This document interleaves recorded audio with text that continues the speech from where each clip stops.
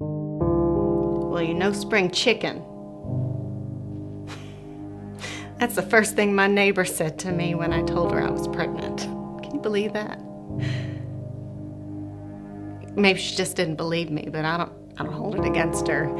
She'd been a tad bit cranky ever since she found that scorpion in her girdle drawer. Maybe she just didn't realize what a miracle this was for me. I mean, Zachariah and I had been trying to have a child of our own our whole lives. By the time most of my hair had turned gray and Zachariah's had turned loose, we had given up hope. But nothing is impossible for God.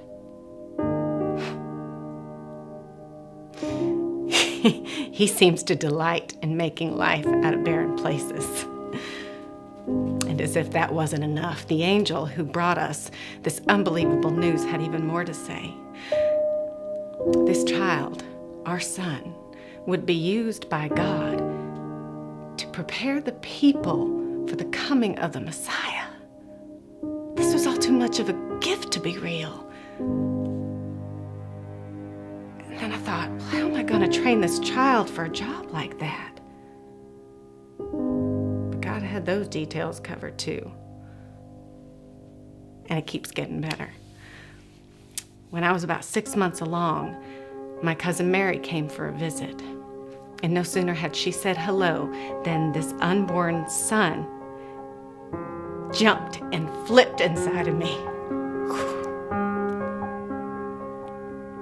Right then, God just opened my eyes so that I could clearly see that this young girl standing in my home was also with child, and he would be called Wonderful Counselor, Almighty God, Everlasting Father, and Prince of Peace.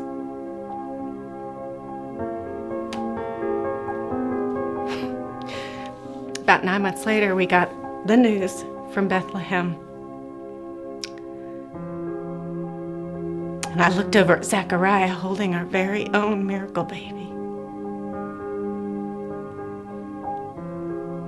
I had one of those God moments.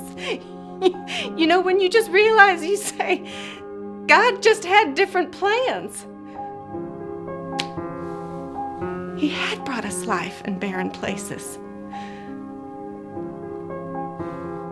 He hadn't forgotten about us, and he would never leave us alone again.